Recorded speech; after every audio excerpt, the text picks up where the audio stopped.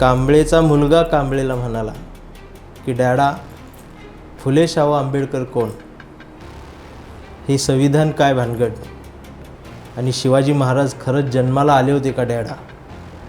आता मात्र कांबळे चिडला, कारण गावभर पेरत राहिला आणि घरातच काही उगवलं नाही. म्हणून त्यानं मुलालाच असा तुडावला.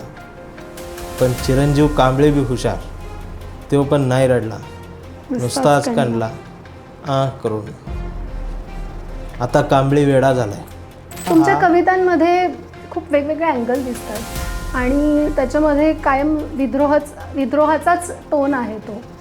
तुम्हाला देशामध्ये कुठे चांगलं काहीच दिसत नाही आहे का? भारत माझा देश आहे, इथं येऊन बघा, प्रत्येकाच्या तोंडाला फेस आहे. सारे भारतीय माझे बांधव आहेत, कौरवांनाही लाजवतील असे चारा खाऊ पांडव आहेत. आम्ही महापुरुषांच्या पुतळ्याजवळ गर्दी केलेली आणि विचारांजवळ कुणीच जात नाही. तर अनेकांचं असं म्हणणं होतं की आम्ही 366 दिवस आंबेडकर वाचतो आणि एक दिवस आम्ही नाचतो. की सारे धर्मग्रंथ वाचले, पान चाळताना फक्त एवढीच चूक झाली, बोटाला जिभेवर न्यावं लागलं आणि न कळतपणे मी धर्माला थुका लावला. तुमचीच एक ओळ आहे की सावित्री प्रत्येक घरात जन्माला येते, पण ज्योतिबा जन्माला येत नाही. आता हा जो धोंडा महिना आहे, तो धोंडा महिना नाही हो, हा धोंड्याच्या नावाखाली हुंडा महिना. की महाराष्ट्रामध्ये आमच्या साहित्यिकांनी, चित्रपटांनी आमचा जो मराठा बांधव आहे पाटील, विषा पिळणारा पाटील, हा तमाशाच्या फडातला पाटील दाखवला. आता आमचे बाबासाहेब, ही आमची पोराशी जीभ बाहेर काढून ज्यावेळी म्हणतात ना माझ्या रक्तात बाबासाहेब आहे, आणि त्यांना म्हणतो रक्तात तांबडे पिशी पांढऱ्या पिशी असतात. जास्त गोड खाल्लं असलं तर रक्तात शुगर सापडते, रक्तात बाबासाहेब नाही सापडत टेक्निकलरित्या. बाबासाहेब हे मेंदूत पाहिजे.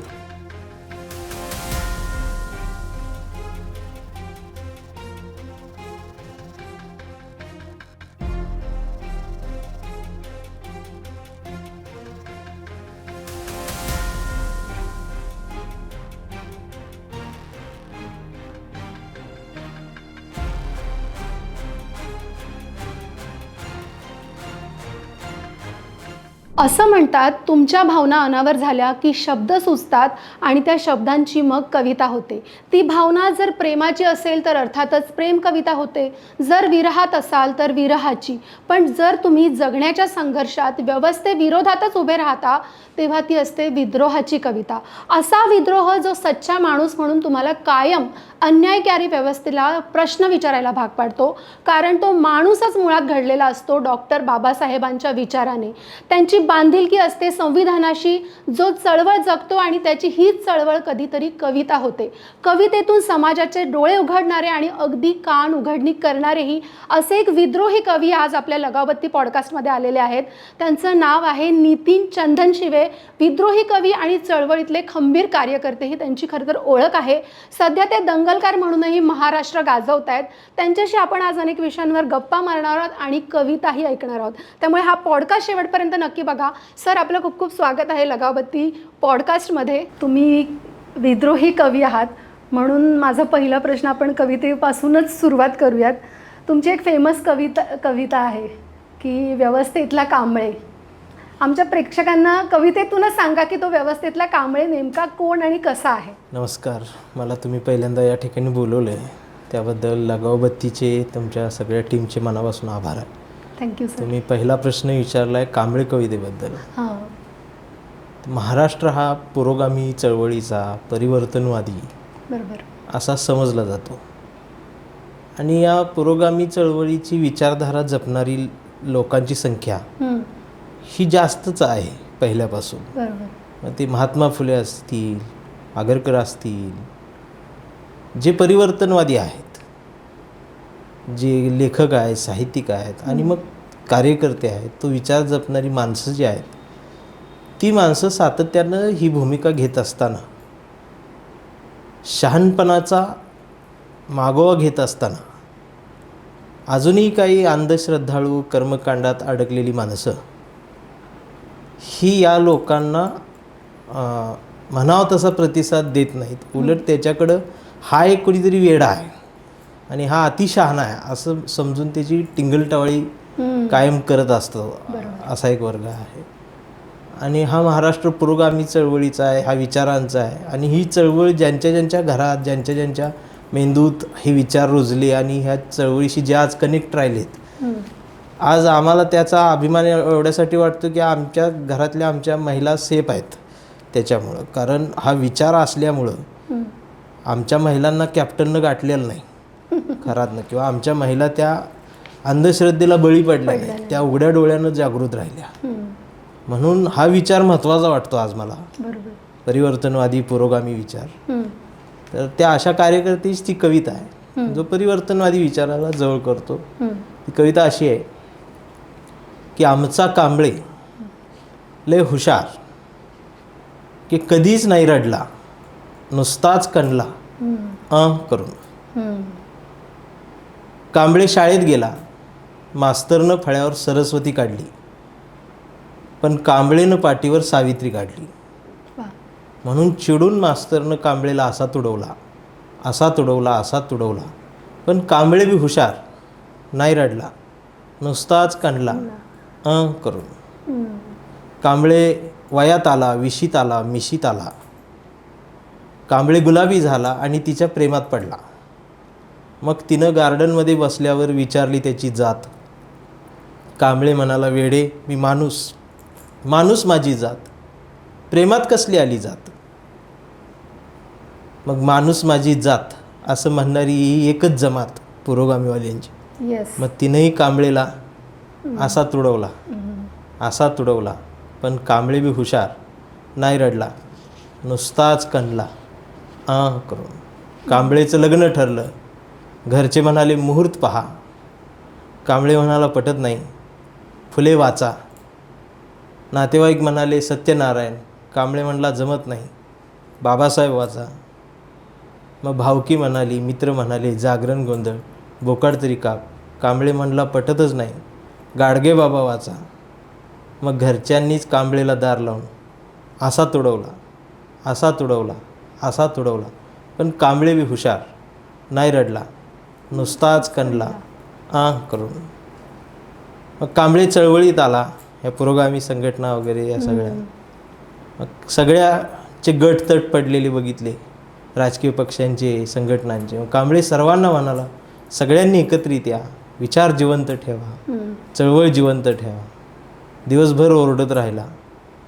मग संध्याकाळी सगळे एकत्रित आले आणि एकत्रित येऊन आपल्याच लोकांनी आपल्याच कांबळेला असा तुडवला. मग याला कळले तुडवायला एकत्रित आले म्हणून, पण कांबळे नाही रडला, नुसताच कणला करून. परवा कांबळेच्या मुलानं कांबळेला विचारलं, म्हणजे आता ही नवीन पिढी सगळी इंस्टावर वगैरे सोशल मीडियावर वेळ. त्यातमध्ये सुद्धा गंमत अशी आहे की 70% डोळे बारीक करून स्वामी बघणाऱ्यांची गर्दी वाढली. डोळे बंद करून ते बघतायत. कांबळेचा मुलगा कांबळेला म्हणाला की डॅडा, फुले शाहू आंबेडकर कोण, हे संविधान काय भानगड, आणि शिवाजी महाराज खरंच जन्माला आले होते का डॅडा. आता मात्र कांबळे चिडला, कारण गावभर पेरत राहिला आणि घरातच काही उगवलं नाही. म्हणून त्यानं मुलालाच असं तुडावला, असा तुडावला, पण चिरंजीव कांबळे बी हुशार, तो पण नाही रडला, नुसताच कणला करून. आता कांबळे वेडा झालाय, त्याला व्यवस्थेनं वेडं ठरवलंय. कांबळेला वेड्यांच्या दवाखान्यात दाखल केलंय आणि कांबळे वेड्यासारखं मानवतेच्या घोषणा देतोय. कांबळे वेड्यासारखं सर्व धर्म समभाव म्हणतोय. कांबळे वेड्यासारखं भारतीय म्हणून ओरडतोय. पण कांबळेच्या एका हातात कुठल्या रंगाची चिंधी नाही. कांबळेच्या हातात या देशाचा तिरंगा आणि मांडीवर संविधान त्यानं उघडून ठेवलं आहे. पण डॉक्टरसुद्धा कांबळेला शॉक देऊन तुडवत आहेत. पण कांबळे नाही रडत, नुसताच कणतोय करून. हा कांबळे जोपर्यंत जिवंत आहे तोपर्यंत या चळवळी जिवंत राहणार आहेत. हा कांबळे जोपर्यंत जिवंत आहे तोपर्यंत हा पुरोगामी महाराष्ट्र जिवंत राहणार आहे आणि हा देशसुद्धा जिवंत राहणार. कविता ऐकायला खूप मजेशीर वाटते, कारण कांबळे रडतोय, कणतोय, पण तरी सुद्धा कांबळे रडत नाही, कांबळे रडला कणतोय. नाही. हा, कांबळे रडत त्याचं नाहीये, कणणं म्हणजेच ते लढणं आहे, लढणं आहे, हार मानत नाही. हार मानत नाहीये. तो वेगवेगळ्या रूपात आपल्याला दिसतोय. तो या व्यवस्थेचं प्रतीक आहे खरं तर, आपण असं प्रतीक आहे, म्हणूया. बरोबर. पण असं का म्हणावं लागतंय की कांबळेला या वेगवेगळ्या रूपांमध्ये तो का दिसतोय? त्याला कुठं न्याय मिळत नाहीये नेमका, असं वाटतं तुम्हाला? कांबळेला न्याय मिळत नाही असं म्हणण्यापेक्षा आम्ही महापुरुषांच्या पुतळ्याजवळ गर्दी केलेली आणि विचारांजवळ कुणीच जात नाही. बरोबर. म्हणजे हा शिवरायांचा महाराष्ट्र आहे, पण एखाद्या बसमध्ये ज्यावेळेला एखाद्या मुलीवर बलात्कार होतो आणि त्या बसचं नाव ज्यावेळेला शिवशाही असतं त्यावेळेला माझ्यासारख्या कवीला वाईट वाटतं. बरोबर. महाराज समजून घेताना, बाबासाहेब समजून घेताना, फुले समजून घेताना, ही जी आमची अस्मिता असणारी, आम्हाला शहाणपणाची वाट दाखवणारी जी माणसं आहेत, यांना आम्ही समजून न घेता यांचा वापर मतांसाठी, राजकारणासाठी आणि स्वतःचा स्वार्थ साधण्यासाठी केला जाऊ लागला. त्याच्यामुळं जे शहाणपण येणं गरजेचं होतं ते आलं नाही, ते आलं नाही या पिढीमध्ये. बरोबर. पण सर, काय वाटतं तुम्हाला, स्वातंत्र्याच्या इतक्या वर्षानंतर सुद्धा कांबळेला न्याय मिळवण्यासाठी लढावं लागतंय? काय, कुठे चुकतंय? स्वातंत्र्याच्या इतक्या वर्षानंतर आपण असं जरी म्हणत असलो तरी नेमका संघर्ष करणाऱ्या माणसाला स्वातंत्र्य मिळाले का, हा माझ्यासमोर पहिला प्रश्न आहे. काय तुमच्या लेखी स्वातंत्र्याचं व्याख्या काय आहे? काय सांगाल तुम्ही? तुम्ही एक विद्रोही कवी आहात. तुम्ही रात्री 2 वाजता स्टँडला उतरून घरी जाताना तुमच्या मनात कसलीच भीती नसावी असं ज्यावेळेला तुम्हाला वाटेल त्यावेळेला देश स्वातंत्र्य झाला असं म्हणावं लागेल. म्हणू शकतो. तुमचा विद्रोह नेमका कशासाठी आहे? मला माझा विद्रोह हा तुमच्या कवितांमध्ये खूप वेगवेगळे अँगल दिसतात आणि त्याच्यामध्ये कायम विद्रोहाचाच टोन आहे. तो तुम्हाला देशामध्ये कुठे चांगलं काहीच दिसत नाहीये का? असं नाही, देशात चांगलं, हा देश चांगलाच आहे. या देशासारखा सुंदर देश जगात कुठला नाही. विविधतेने नटलेल्या परंपरांचा अभिमान वाटणं हे प्रतिज्ञेतनं झालं, पण त्या अभिमान वाटणाऱ्या विविधतेने नटलेल्या परंपरांना न बघणाऱ्यांना ते दाखवणं हा माझा विद्रोह आहे. भारत माझा देश आहे, सारे भारतीय माझे बांधव आहेत, ही सामूहिकरित्या आम्ही लहानपणापासून 10वीपर्यंत म्हणलेली प्रतिज्ञा आहे. बरोबर. ती आम्ही विसरत चाललोय. म्हणून मी म्हणत असतो की आमच्या मेंदूमध्ये शिक्षणाचा ध्यास नाही. शिक्षणाचा म्हणजे शहाणपणाचा ध्यास नाही, बुद्धीमध्ये ज्ञानाचा वास नाही. अडाणी नाही, आम्ही थोडीफार शिकलो. 1ली ते 10वी रोज प्रतिज्ञा बोललो, भारत माझा देश आहे. काही नाही, सगळे पोलिओचे डोस जेव्हा आम्हाला कळत सुद्धा नव्हतं तेव्हापासून पितो आहे. भारत माझा देश आहे, इथं येऊन बघा, प्रत्येकाच्या तोंडाला फेस आहे. सारे भारतीय माझे बांधव आहेत, कौरवांनाही लाजवतील असे चारा खाऊ पांडव आहेत. विस्तवासारख्या दंगली होतात, इथं प्रत्येक हाताला काम आहे. कारण बाबरीच्या ढिगाऱ्या खालून बुद्ध गायब आणि आता तिथं राम आहे. आणि हा राम जो आहे हा भीती दाखवण्यासाठी राम आणला असं प्रश्न पडतो. आमच्या गावगाड्यावरचा रामकृष्ण हरी म्हणणारा त्यातला राम आम्हाला आमचा वाटतो, त्यातला कृष्ण आम्हाला आमचा वाटतो, त्यातला हरी आम्हाला आमचा वाटतो.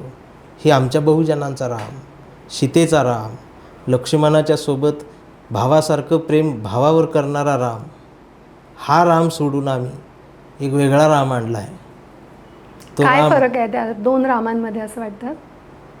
रामकृष्ण हरीमधला जो राम आहे हा आमचा घरातला वाटतो, आमचा वडील वाटतो, आमचा मुलगा वाटतो, आमचा भाऊ वाटतो. हात जोडून जाती बाती विसरून वारकऱ्यांच्या दिंडीत पालखीत रामकृष्ण हरी माऊली म्हणणारा त्यातला जो राम आहे. राम राम, मेल्यानंतर राम नाम सत्य आहे, नमस्कार नंतर येणारा राम राम या जेवायला. ह्याच्यातली जी आपलेपणा, ममता आहे, ह्याच्यातला जो जिव्हाळा आहे, हे सोडून आम्ही जय श्रीराम म्हणून असं. बरं, त्या जय श्रीराममध्ये गोडवा आहे, त्याची ट्युनिंग बदलली की राम लांबचा वाटतो. खरं तर राम हा एक विषय फार जिव्हाळ्याचा आहे माझ्यासुद्धा. मग सीतेचा असणारा राम. राम हा सत्तेपासून लांब जाणारा राम आहे आणि याच रामाचा वापर सत्तेसाठी होतो. राम हा सीतेच्या सोबत असणारा राम आहे. या रामाला काय काय भोगावं लागलं आहे. बरोबर. भावासोबत मोठ्या भावासारखं उभा असणारा राम. आज दोन्ही भावात भांडणं आहेत आणि दोन्ही भाऊ जय श्रीराम म्हणत आहेत. तर हा जो आमचा साधा सरळ असणारा राम हा आम्हाला प्रिय आहे. तुम्ही भारत माझा देश आहे या प्रतिज्ञेबद्दल आता उल्लेख केला, पण तुम्ही कवितेतून असंही म्हणता की कुठे आहे माझा देश. तुम्हाला हा देश आपला वाटत नाही का? हा देश माझाच आहे ना, जो मला अपेक्षित आहे माझा देश. आज आमदार खासदार हे अत्यंत खालच्या भाषेत शिव्या देतात. बरोबर. मग मला अपेक्षित असणार जो देश आहे, आज जवळजवळ मला जसं समजते टी व्हीवर मी पाहतोय बातम्या वगैरे, माझ्या आज 20-25 वर्षाच्या कालावधीमध्ये फक्त 5 मिनिट या कालावधीमध्ये शिक्षणावर बोलणारा शिक्षण मंत्री मला दिसला नाही टी व्हीत. फक्त शिक्षणावर बोलणारा कुठला राजकारणी दिसला नाही. याचं वाईट वाटतं. आणि आम्ही सगळे 20 मार्काचं नागरिकशास्त्र शिकलेले आहोत. 20 मार्काच्या पलीकडं आम्हाला नागरिकशास्त्र कळलंच नाही, म्हणजे देशच कळालेला नाही. म्हणून मी नेहमी गमतीन म्हणत असतो की सगळी विषयात 35ला पास असतं, तर नागरिकशास्त्र 100 मार्काचं करून त्यात 80ला पास करा.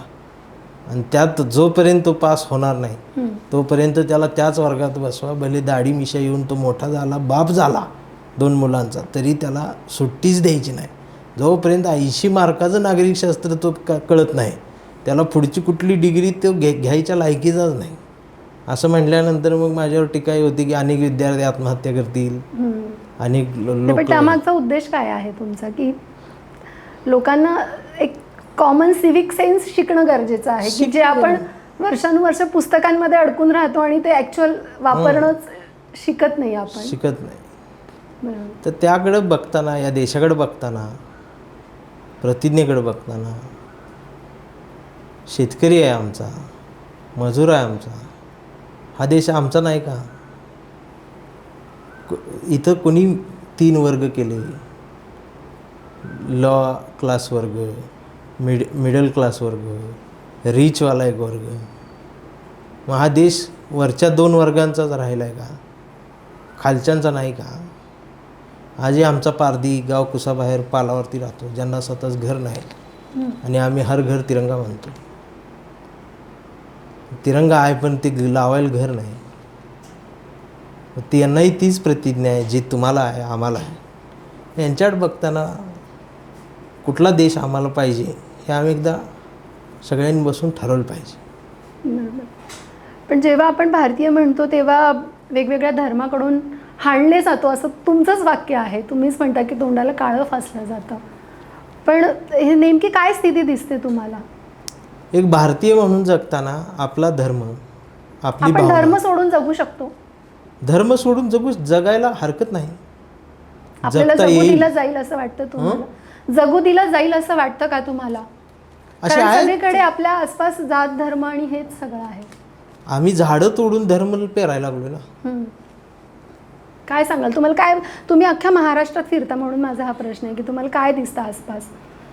मी खरं सांगतो, जी माणसं रोजच्या भाकरीसाठी संघर्ष करतात, ह्या देशात 2 देश मला दिसतात.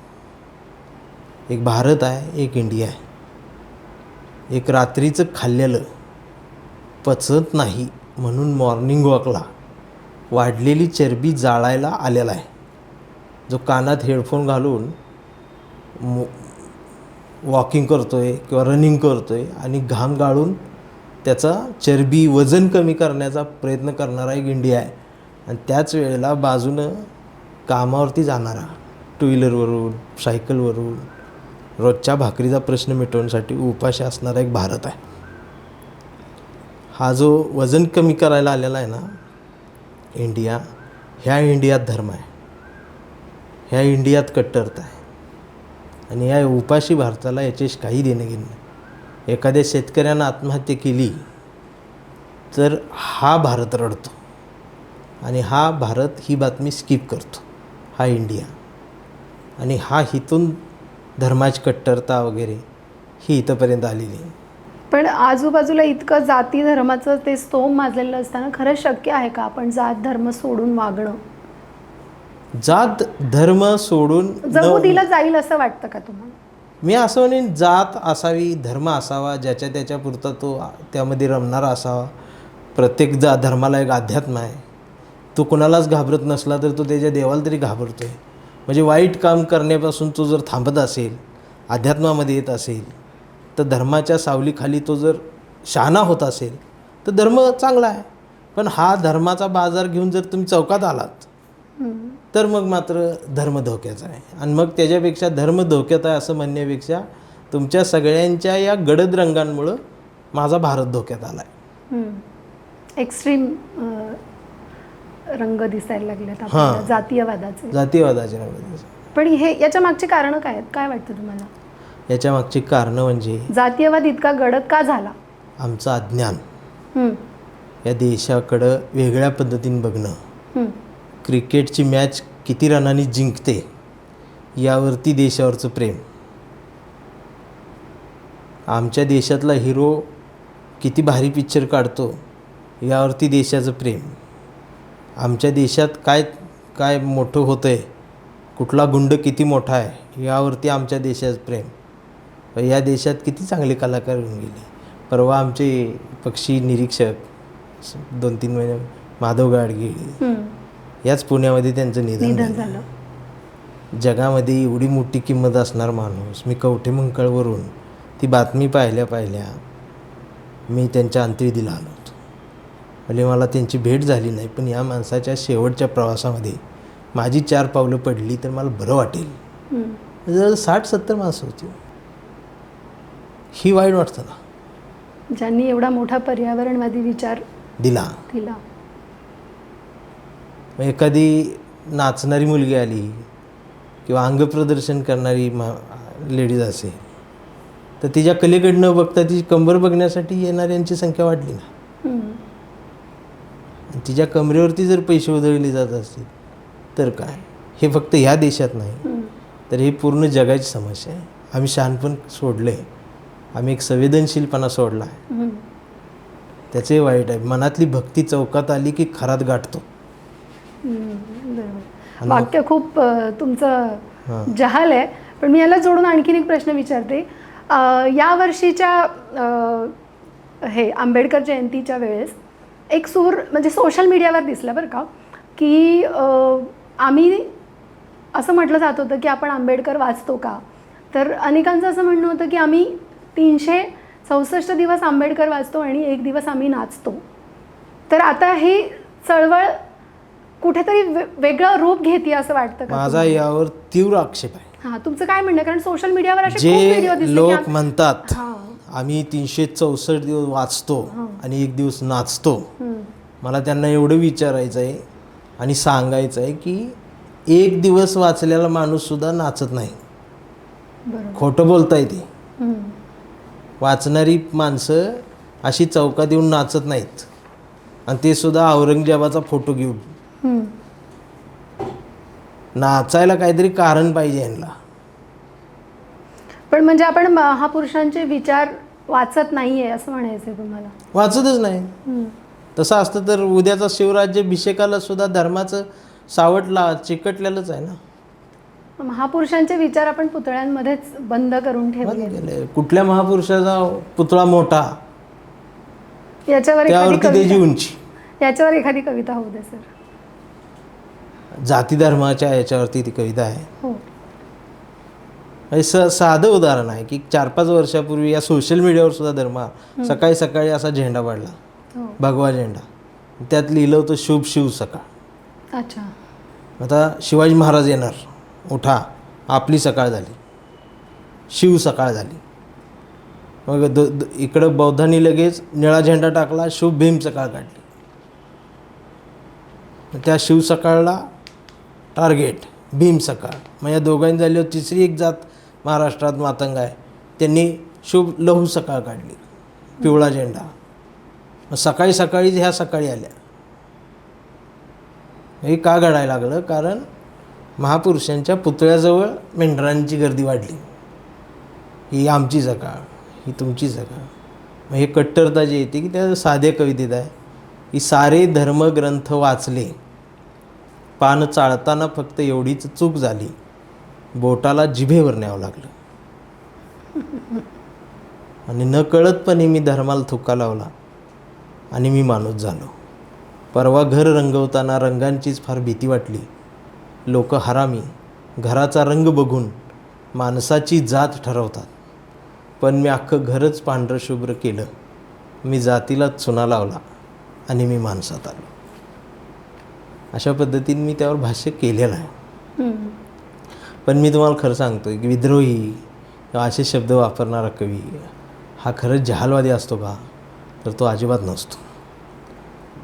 तो अत्यंत संवेदनशील असतो. बरोबर. पण एक तुम्ही हे नाकारू शकता, माझा प्रश्न थोडासा तुम्हाला तसा जहाल वाटेल, पण विद्रोही कवीला किंवा विद्रोह करणारा कोणीही आपल्याकडे एक लेबल लावलं जातं नक्षलवादी म्हणून. हां, ते त्याच्याबद्दल काय म्हणणं आहे? त्यांचा चष्मा, मी तेच म्हणतो ना, शहाणपणच नाही ना. विद्रोह म्हणजे काय? सत्य बोलणं. आमच्या आह साळुंके ताते जे आहेत, एवढा मोठा विचारवंत, पुस्तक लिहिलेली, सर्वोत्तम भूमिपत्र गौतम बुद्ध, आहंनी आमच्या तात्यांनी तुकारामावरती पुस्तक विद्रोही तुकाराम लिहिले, जो एक नवा विचार देतो, सत्य शोधतो आणि सत्य बोलतो. मी विद्रोहीची थोडक्यात वाक्य सांगू का? पहिल्या बेंचवर विद्यार्थी असतात आणि शेवटच्या बेंचवर एक विद्यार्थी. मग सर विचारतात अभ्यास का नाही केला किंवा कशासाठी केला, तर ती समोरची मुलं खोटं बोलतात. सर वेळ मिळाला नाही, हे मिळालं नाही. मग सर त्यांना नाही महाराज समजावून सांगतात. पण मागचा जो असतो दगड्यात, ते म्हणतो मला वेळ मिळत नाही, मला कामं असतात. ते उघडट बोलतो, तो सत्य सांगतो, तो मार खातो. मग खरं बोलणं.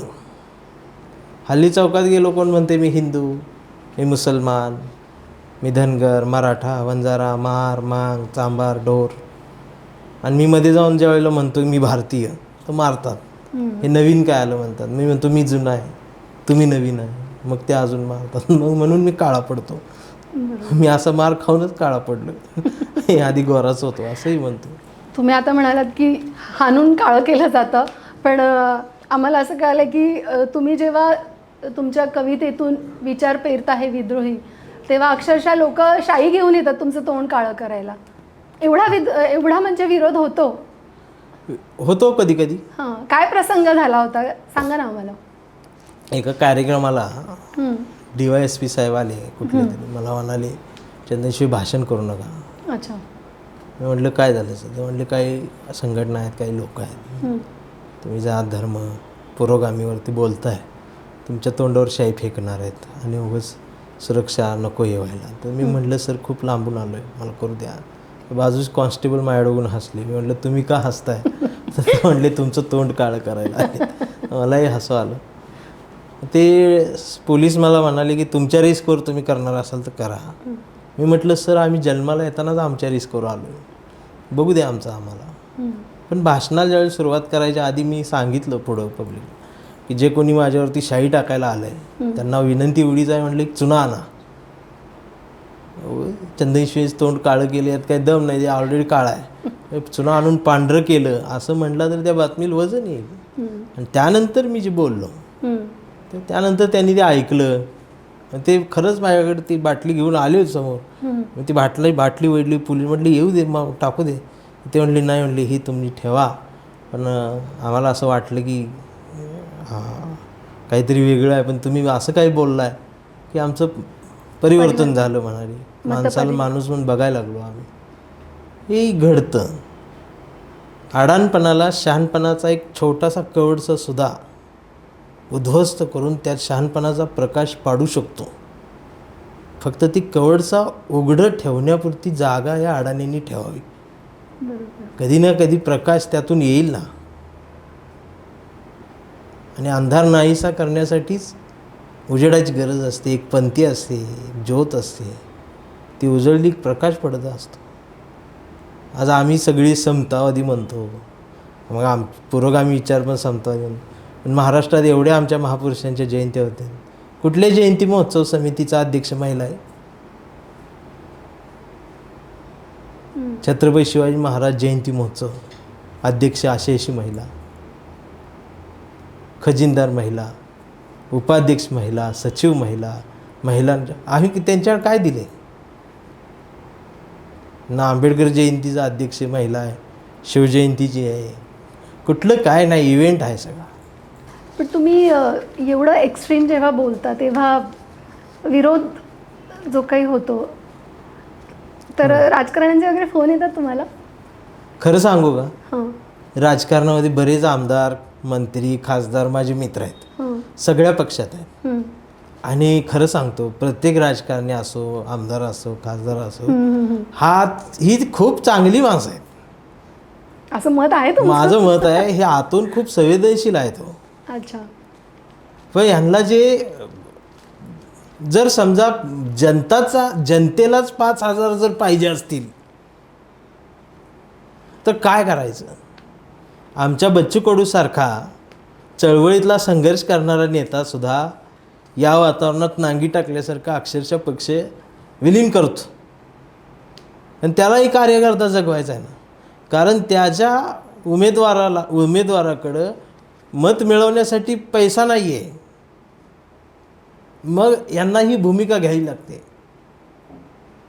चांगली माणसं आहेत, ही सुद्धा कोणाचे तरी बाप आहेत, कुणाचे तरी भाऊ आहेत, कुणाचे तरी वडील आहेत. पण आपण प्युअरली कामामधून आपलं समर्थन मिळवू शकत नाही का? हे असं कशा पद्धतीचं समर्थन आहे की जिथे तुम्हाला पैसे द्यावे लागतात? आम्हाला, मी म्हणून म्हणतोय ना, 20 मार्काचं नागरिकशास्त्र.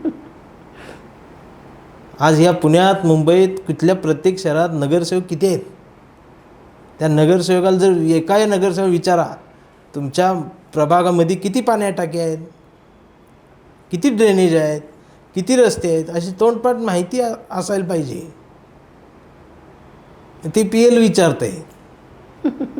मग PA ऑफिसला नगरपालिका फोन करून विचारते, या 6 नंबर प्रभागात आमच्या साहेबांच्या ह्याच्यात पाण्या टाक्या किती आहेत, किती फुटायला आले आहेत, किती नवीन बांधकाम चालू आहेत, टेंडर माझ्या मेहुण्याला कसं मिळेल, ह्या रस्त्यात माझ्या साडूल कसं मिळेल, इथं नगरसेवकांची वाईन शॉप, आमदारांची डॅन्स बार, ही काय? आणि आम्ही यांच्याकडं आमचं नेतृत्व याचा बॅनर लागतो, ते कार्यकर्ते लावतात. कार्यकर्ता म्हणजे त्याचा लाभार्थी आहे.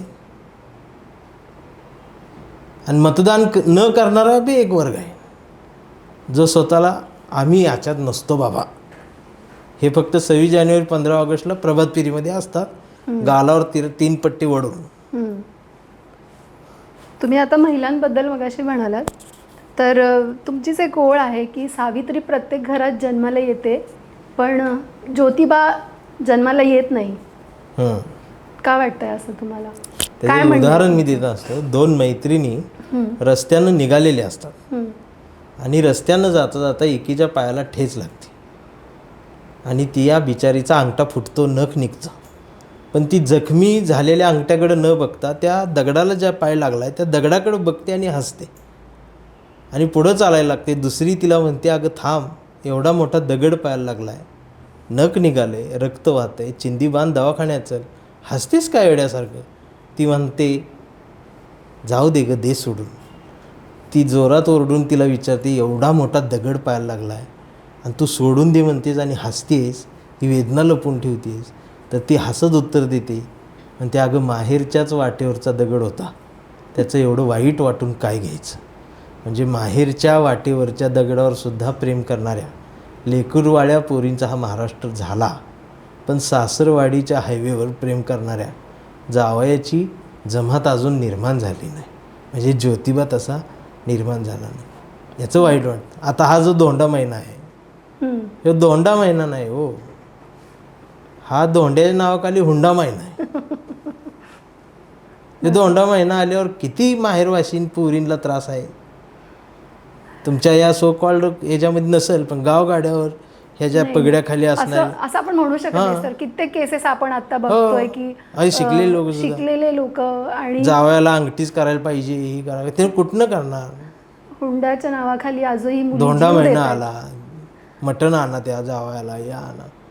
मग असा एखादा महिना करा की ज्यादा बायकोच्या आई वडिलाला पण बोलवून सोनं नाणं करा, त्यांचा हातपाय धुवा, सासू सासऱ्या हातपाय धुवायचं एक महिना करा. एक सगळ्या जावयांनी धुवायला पाहिजेत सासू सासऱ्याचे हातपाय. शेतकरी असणाऱ्या सासऱ्याची भेगा पडलेली पाय एखाद्या जावयानं जर पुसून स्वच्छ केले, त्याच्या पायाची माती जर काढली, किती शहाणपण येईल. बरोबर. ह्यो जो दुरावा आम्ही वाढवत नेला. भारताची आमच्या महाराष्ट्राची संस्कृती, आम्ही खाद्य संस्कृती सोडली. आमच्या मुलींवर टीका आहे, अनेक व्याख्याते वक्ते, अनेक संघटना, मुलगीनं असं राहिलं पाहिजे, मुलीनं तसंच राहिलं पाहिजे. म्हणजे त्या किती महिलांनी सोसायचं. म्हणजे मुसलमानाची पोरगी हिंदूबरोबर प्रेमविवाह करण्यासाठी पळून गेली की मग हिंदू खुश, मुसलमानाची पोरगी आणली, मुसलमान चिडणार. आणि हिंदूची मुलगी मुसलमानाकडे गेली तर मुस्लिम खुश, हिंदू चिडणार. म्हणजे दोन्हीकडे पण धर्माची सगळ्या धुरा तुम्ही तिच्याच डोक्यावर टाकता. ह्यानं मिशा काढलाय त्याचं काय. सगळीकडनं ते म्हणून म्हणतो कुठं आहे स्वातंत्र्य. पण आता आपल्या देशामध्ये महिलांना 33% आरक्षण मिळावं म्हणून एवढी लढाई सुरू आहे. आणि हे तर महिलांना जर राजकारणात स्थान मिळालं अजून, किंवा आता जो आवाज आहे तो पुरेसा नाही असं आपण समजूया, पण मिळालं तर बदलणार आहे का महिलांची? मी तर म्हणतोय 100% द्या आरक्षण आमच्या महिलांना. 10 वर्षासाठी देऊन बघा. गावच्या सरपंच पदापासून देशाच्या प्रधानमंत्री पदापर्यंत फक्त महिलाच ठेवा. फक्त यांचे नवरे लांब ठेवा यांच्यापासून. हा, आता कारण असं होतं ना की पदावर महिला आहे, आरक्षित जागा आहे, तिथे पदावर महिला आहे, पण मागून कारभार पुरुषच करतो. पद वहिनीचं दरारा दादाचाच आहे. बॅनरवर वहिनी फक्त पदर घेऊन आहेत हो, पण वहिनीला फाईलच्या वर सही करायच्या आधी दादाचीच परवानगी घ्यावी लागते. वहिनी किचनमध्येच आहे अजून, मॅगी बनवत्या आणि हॉलमध्ये दादा मिटिंग घेते. याच्यावर एक कविता सर. आता याच्यावरती कविता काय करायची, केली असेल की तुम्ही. याच्यावरती एक कविता आहे. भांडी घासताना विंबार, धुणं धुताना व्हील, नेहमी तिच्याच हातात दाखवतात, आणि तरी ती किती सुंदर हसते जाहिरातीत. सासऱ्याच्या गुडघ्याला मूवसुद्धा तीच लावते आणि 2 मिनिटात मॅगीसुद्धा तीच बनवून देते, तरीसुद्धा किती सुंदर हसते ती जाहिरातीत. पण मारुतीची नवी सुझुकी मात्र तो चालवतो आणि ती मागच्या सीटवर 2 मुलांना घेऊन खिडकीतून हात करत किती सुंदर हसते जाहिरातीत. बरोबर जीव रंगवला जातो त्याच्यात. आणि माझ्या नवऱ्याची दुसरी बायको म्हणत ती किती सुंदर हसते टी व्हीच्या मालिकेमध्ये सुद्धा. ती ऑफिसमध्ये गेली काय, ती राजकारणात गेली काय, ती सत्तेत गेली काय, किंवा ती हवेत गेली काय, जमाना हाऊस हजबंडचाच आहे, जमाना हाऊस वाईफचाच आहे. हाऊस हजबंड हा शब्द अजून अस्तित्वात आलेला नाही. नुसत्या समानतेच्या या वाफा आहेत. माझ्या 4 बहिणी आहेत. या सख्या 4 बहिणींचा मोराळी होऊन मी रडलो आहे. शिकल्या कितीही जरी बहिणी आमच्या मुली, तरी एक दिवस दारात गाडी येते, पाहुणे बघायला येतात, आणि मग ती समोर बसलेली विचारतात आमच्या बहिणीला नाव काय. आमची बहीण लाजून सांगते प्रिया. तो दुसरा प्रश्न येतो शिक्षण काय, ही सांगते MBBS सुरू आहे. आणि समोरून तिला प्रश्न ज्यावेळेला विचारला जातो की स्वयंपाक येतो का, त्यावेळेला मी चिडतो. म्हणजे स्वयंपाक करण्यासाठीच ती शिकली का, तिला तिची काही स्वप्न आहेत की नाही.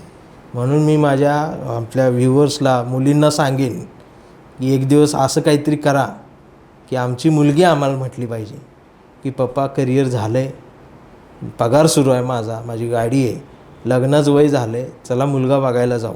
आणि मग आमची मुलगी जाईल, आम्ही तिच्यासोबत जाऊ, मुलगी बसेल सोफ्यावर आमची, आणि मग येऊ दे त्याला सरबत घेऊन पुढं.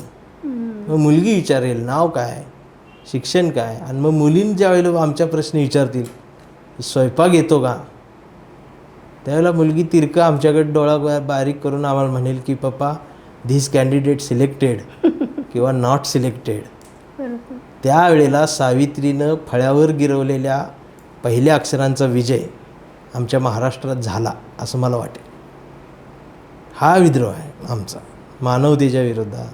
सर तुमच्या प्रत्येक वाक्याला एक खूप अर्थ आहे एक वेगळा. हां. पण ही खूप आयडियल सिच्युएशन वाटते. किती वेळ लागेल हे सगळं बदलायला. हाऊस हजबंड ही संकल्पना पाहिजे. कशी शक्य होणार आहे. आयडियली कसं शक्य वेळ लागेल म्हणण्यापेक्षा माझ्या माध्यमातून किमान हा विचार तरी पोहोचला आहे. आणि विचार पोहोचला की तो पसरत जाईल कधी न कधी. येतील दिवस आताच येत आहेत असंही वाटायला लागलं. कारण वंशाला मुलगाच पाहिजे म्हणून ज्यांनी 10-15 वर्षांपूर्वी मुली मारल्या आणि मुलं जन्माला घातली, आज त्यांची पोरं वळूसारखी फिरायला लागलेली. मुलीच मिळणार लागणार. आणि आमच्या मुलींना आता उच्च शिक्षित पाहिजे. बरोबर. कारण ते शिकल्या मुली शिकल्या. आम्ही आता जयंतीमध्ये मी फिरतो, अनेक विद्यार्थ्यांचे गुणगौरव सत्कार असतात, तर 100 मधल्या 90 मुलीच असतात सत्कार घ्यायला. 92%, 95%. मला आनंद होतो. आणि मी खरं सांगतो, मला एवढ्या हे नाही बोलायचं, पण ज्यांनी मुली गर्भात मारल्या, माझा त्यांना शाप आहे त्या आईवडिलांना मुली मारणाऱ्या, की तुमची मुलांचं आयुष्यभर लग्नच होऊ नये. तुमच्या डोळ्यासमोर त्यांनी असंच मरून जावं आणि तुम्ही जिवंत असताना ती मरावीत. मी या लेवलला येऊन मी त्यांना असं आज बोलू वाटतंय. तशी परिस्थिती आहे खूप पद्धतीने अजूनही हे सगळ्या गोष्टी सुरू आहेत. एकीकडे आपण बघतोय की खराचं प्रकरण अजून महाराष्ट्र तो शांत झालेला नाही आहे त्या प्रकरणाने. काय म्हणायचं म्हणजे तुम्ही आपला वैज्ञानिक दृष्टिकोनच संपलाय का. इतकी अंधश्रद्धा, इतकी बुवाबाजी आणि असे लोक की जे शिक्षित आहेत. माझं थेट म्हणणं आहे, स्वामी माझे आहेत, दत्तगुरू माझे आहेत, गणपती देव माझा आहे, शंकर माझा आहे, विठ्ठल माझा आहे, तर माझा डायरेक्ट कनेक्ट ठेवा ना. ही मधला कशाला पाहिजे. तो का माझं भविष्य बघणार. आणि यात जास्तीत जास्त महिला अडकल्या, अडकवल्या गेल्या. हे जे धार्मिकता आली आणि अंधश्रद्धा, हात जोडण्याची पद्धत, याला गणित सांगू काय महाराष्ट्राचं. आम्ही गाडगे बाबाचा खराटा सोडला, बरोबर, स्वच्छतेचा, आणि बागेश्वर बाबाचं बोट धरलं, जो पर्ची काढतो आणि पिंडीवरती बेल ठेवा आणि अभ्यास न करता पास व्हा असं म्हणणाऱ्यांच्या जवळ बसलो. आता असं म्हणलं की लोक मला म्हणतात तुला काय एकच धर्म दिसतो का. हे सगळीकडे आहे ना बुवाबाजी. अंधश्रद्धा काय आमच्या हिंदूतच नाही, ख्रिश्चनमध्ये तर अंगात येऊन नाचतात चर्चमध्ये, शैतान म्हणतात, तिकडं काफीर म्हणतात. आणि यात शिकलेली लोक आहेत हे बघून वाईट वाटतं. कशामुळे घडतंय हे सगळं. तिथं येते 20 मार्काचं नागरिकशास्त्र, चमत्काराचे दृष्टांतांचे धडे ज्यावेळेला येतात त्यावेळेला वाईट वाटतं. टी व्हीवरच्या मालिका त्याच पद्धतीने दाखवतात. म्हणून तर ते येते ना. शिकलेली माणसं मोबाईलच्या स्क्रीनवर एखाद निसर्ग चित्र येतं, त्याच्यावर लिहिलेलं असतं 70% डोळे बारीक करा, स्वामी दिसतात का बा. लोक 70% डोळे बारीक करतायत, स्वामी दिसत आहेत आणि मोबाईल कपाळाला लावून दर्शन घेत आहेत. म्हणजे तुमची भक्ती इथवर आणली. म्हणजे या भक्तीनं, अंधभक्तीनं तुमचं 70% डोळे आज बंद केलेले. ते 100% बंद व्हायच्या आधी उघडा. या निमित्तानं म्हणजे तुमच्या भाषेत, आपल्या सगळ्यांच्या भाषेत की लगाव बत्ती मेंदूची बत्ती लावली पाहिजे आणि ती बत्ती 24 तास चालू पाहिजे. तुम्हाला इथं बोलवण्याचं प्रयोजनच हे आहे की प्रेक्षकांना हे कळावं. जसं तुम्हाला तुमच्या कवितेतून लोकांपर्यंत एक विचार न्यायचा आहे, आज तुम्हाला इथे बोलून आम्हालाही तेच करायचं आहे की आपण कुठे चाललोय हे आपण विचार करण्याची खरं तर गरज आहे. मला प्रेक्षकांनाही हेच सांगायचं आहे, कारण तो विचार कमी होत चाललाय. सर, एक चळवळीचा एक वेगळा काळ बघितलेला आहे महाराष्ट्राने, की रस्त्यावर जरी लोक उतरायचे तरी पण त्यात एक विचार घेऊन उतरायचे. आता सोशल मीडियावर चळवळ उभी राहतीये. तुम्ही कॉक्रोच जनता पार्टीबद्दल ऐकलं असेल. उद्या म्हणजे आता नुकतंच त्याचं आंदोलन पण होणार आहे दिल्लीमध्ये. सो काय सांगाल, म्हणजे काय वाटतं ह्या बदलत्या चळवळीबद्दल, आणि खरंच ती चळवळ कामी येणार आहे का भविष्यात? याकडं मी वेगळ्या अँगलने बघतो. एक चळवळीतलाच कार्यकर्ता म्हणून सांगा. चळवळीतला कार्यकर्ता म्हणून या देशातलं राजकारण हे गावगाड्याच्या बांधापासून तालुक्याच्या चौकापासून दिल्लीच्या जंतरमरेपर्यंत हे रस्त्यावर घडलेलं आहे. आणि हा लोकशाही असणारा देश आहे. आणि फेसबुकवर, व्हॉट्सअपवर, इंस्टावर कमेंट करून राग व्यक्त होतो, वातावरण तयार होतं. पण जी चौकातली एक यंत्रणा आहे, शासकीय यंत्रणा आहे, ती तुम्हाला एका झटक्यात झुरळासारखी झटकून टाकू शकते. याच्यासाठी भारतीय म्हणून एक येणं गरजेचं. आता जो कॉक्रोच पार्टीचा जो अभिजित दिपके जो आहे, त्यानं ज्यावेळेला हे स्थापन केलं, त्याच्या 2 दिवसामध्ये जो भारतभर सोशल मीडियावर जो धुरळा उडाला, त्यावेळेला मला वाटलं की मलाही असं वाटलं की आता काहीतरी चांगलं बाबा, म्हणजे सगळे लोक एकत्र भारतीय म्हणून येतील की काय असं वाटलं. पण ज्या वेळेला याच अभिजितची जात बाहेर आली, जात कळली, आणि ज्यावेळेला लोकांना कळलं की हा दलित आहे, त्यावेळेला हे जो धुरळा उडलेला होता हा कमी झाला. म्हणजे संघर्ष आहे. हो, संघर्ष करणाऱ्यांचा लीडरसुद्धा दलित नसावा, ही जर भूमिका असेल तर काय.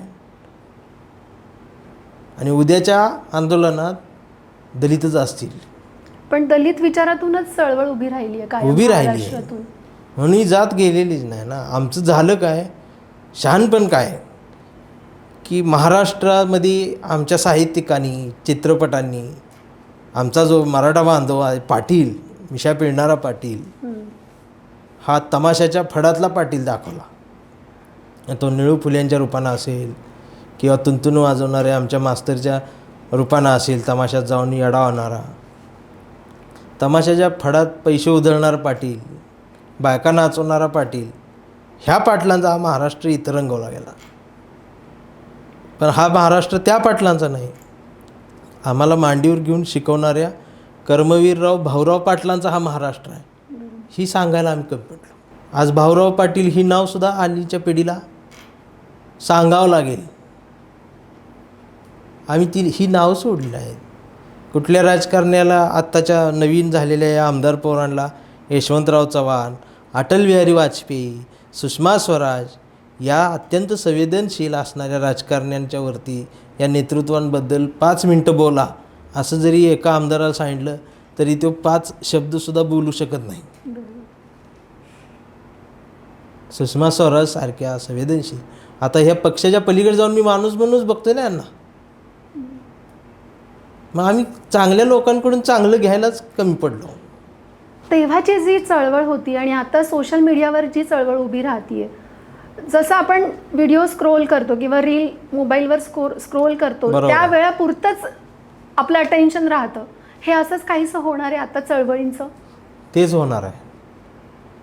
पहिलं राग व्यक्त करायला आंदोलन हा एक मार्ग होता. तुमचा हुंदका हा घोषणेतून बाहेर येत होता. आता गपचूपपणानं कमेंट होती. म्हणजे घरातली भांडणंसुद्धा आता बाहेर ऐकू येत नाहीत. नवरा बायकोची भांडणं व्हॉट्सअपला होते आणि मग चांगलं चाललंय असं वाटत असताना त्यांचा घटस्फोटी होतो. चळवळीचं बोलायचं झालं तर तुम्हाला त्यासाठी मनगटं आवडली पाहिजे. सगळ्यांनी एकत्रित यावं लागेल. राजकारण, समाजकारण, हा देश हा सोशल मीडियाचा नाही. सोशल मीडिया ही आमच्या मनोरंजनासाठी, प्रबोधनासाठी त्याचा वापर जरूर व्हावा. पण आज त्याच्यात कितीतरी अडकायला लागले. आणि अण्णा हजारेंचं आंदोलन हे सोशल मीडियाचा काळ सुरू होणाऱ्या उंबरट्यावरती उभं राहिलं होतं. ते फक्त मीडियानं कव्हर केलं होतं. आज आपल्या हातात कॅमेरा आहे. आज माझ्यासारख्या गाव कुसाबाहेरच्या पोराला कॅमेरा मिळाला नसताना किंवा मला एक ठराविक अँगलच्या मधून बघणाऱ्या मीडियानं मला टी व्हीवर कधी आणलंच नसतं, ते आणणारही नाही. पण लगावबत्तीसारखा एक कॅमेरा तयार झाला ना. हे सगळं आपल्या प्रबोधनासाठी, मनोरंजनासाठी. लोकांच्याबद्दल त्यांचा राग त्यात त्यांना व्यक्त करायचा असेल, चळवळ ही चौकातच असली पाहिजे, चळवळ ही एकत्रित येऊनच झाली पाहिजे आणि एकमेकांच्या भारतीयाला स्पर्श झाला पाहिजे, हातात आत आला पाहिजे. तो भारतच आम्हाला कळना झाला आहे आणि हे झाले आणि त्याच्यामुळं मतदानाला येणाऱ्यांची संख्या कमी होत्या. इथं फक्त राग व्यक्त होते आणि त्यामुळे इथल्या निर्डावलेल्या राजकारण्यांना पण याचा कसली भीती नाही. ॲक्शनमध्ये काही परिवर्तन होईल असं वाटतं? ॲक्शनमध्ये परिवर्तन करायचं असेल तर या पुढं येणारी संकटं काय आत्ताच्या आम्हाला या सगळ्या कॉक्रोचच्या निमित्तानं मी सांगेन की एकतर ठाम राहिलं पाहिजे, त्याच्यानंतर तुम्हाला तोडण्याचा प्रयत्न होईल, अटक करतील आणि मग अर्बन नक्षलवादीसारखा कायदा आहे उचलून नेण्याचा प्रयत्न होईल आणि हे सगळ्या लाट्या काट्या खाल्लेल्या कार्यकर्त्यांचा बी हा महाराष्ट्र आहे ना. तर ह्याची तयारी हल्लीच्या पिढीची नाही. नाहीतर नीट पेपर फुटल्यानंतर 22 का 26 लाख विद्यार्थी त्याची परीक्षा विद्यार्थी एक्झाम देत होते, त्यातली किती पोरांनी राग व्यक्त केला आहे, उलट मरतायत. आता ही कॉक्रोच जनता पार्टी जी जन्माला आली त्यांचं ती येण्याचं कारणच ते होतं.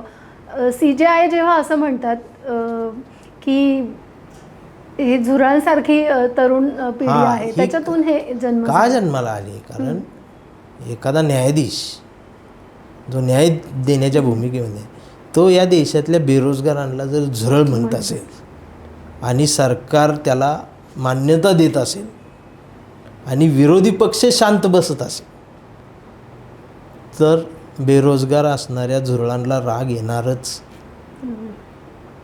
पण शेअर्स आणि लाईक्सच्या पलीकडे ही चळवळ जिवंत राहण्यासाठी, त्या चळवळीचं गांभीर्य राहण्यासाठी काय करायला मला एक विश्वास आहे, आम्ही किती शहाणपणाची वाट सोडून पुढे गेलेलो असलो, आज प्रत्येकाच्या मनात भारत हा जिवंत आहे. जो भले वर्षातून 2 वेळा येऊ दे आमच्या मनात मेंदून, पण प्रत्येक माणसाच्या काळजात भारत आणि भारतीय अजूनही आहे, तो कधीच मरणार नाही, यावर माझा ठाम विश्वास आहे. आणि ज्या वेळेला भारताला भारतीयांची गरज पडेल त्यावेळेला या 150 कोटी भारतातला एकही माणूस त्याचा धर्म घेऊन नाही येणार, त्याचा धर्म काही काळ झाकून ठेवून तो भारतीय म्हणून चौकात येईल. हा या देशाचे, या मातीचे संस्कार आमच्यावर आहेत. एखादा शेतकरी मेल्यानंतर सोशल मीडियावर का होईना 4 रडके सिम्बॉल टाकूनसुद्धा आमची पोरं रडत असतील. एखादा जवान मेल्यानंतरसुद्धा त्याचा व्हिडिओ पाहून दार लावून रडणारी पोरं असतील. पण ही पोरंसुद्धा फार संवेदनशील आहेत आणि यांच्यात भारत आणि भारतीय जिवंत आहे, यावर माझा पूर्ण विश्वास आहे. त्यावेळेला कुणीच नसतील, हिंदू नसतील, मुस्लिम नसतील, बौद्ध नसतील, ख्रिश्चन नसतील, ही सगळी भारतीय असतील. आपण कोरोनाच्या काळात पाहिलं ना, पाहिलंय ते संकट जेव्हा आलं तेव्हा संकट येईल ज्यावेळी भारतीयच होतील. पण याच्यामध्ये बाबासाहेब आंबेडकरांचा किंवा फुलेंचा विचार कुठंतरी हरवत चाललंय असं वाटतं का तुम्हाला? कारण हरवत चाललंय असं म्हणता येणार नाही, हे फार घट्ट रुजलेले विचार आहेत. तुम्ही या चळवळीत या, अगर नका येऊच विचार फॉलो करा किंवा नका करू.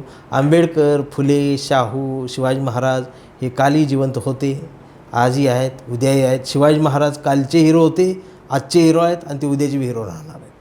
पण त्यांना जर कोणी म्हणत होते उस जमाने के हिरो होते आणि आज जमाने के हिरो, शिवाजी महाराजच शेवटपर्यंत इथला हिरो आहे.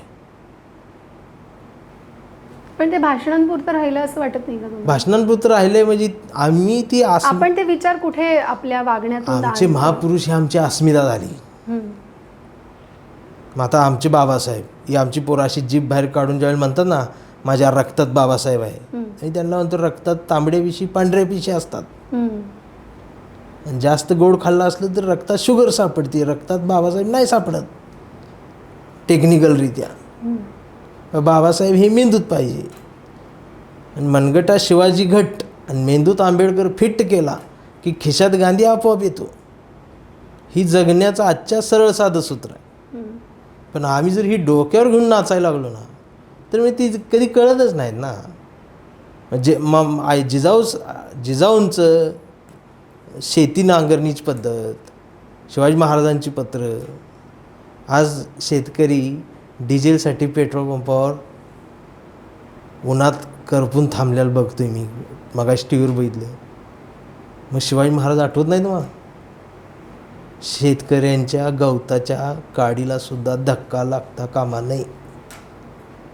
ह्यो सांगणारा शिवाजी आज आम्हाला पाहिजे. अफजल खानास फोट पाडणार शिवाजी जरी असला तरी शेतकऱ्यांची काळजी घेणारा आमचा राजा कुठं आहे?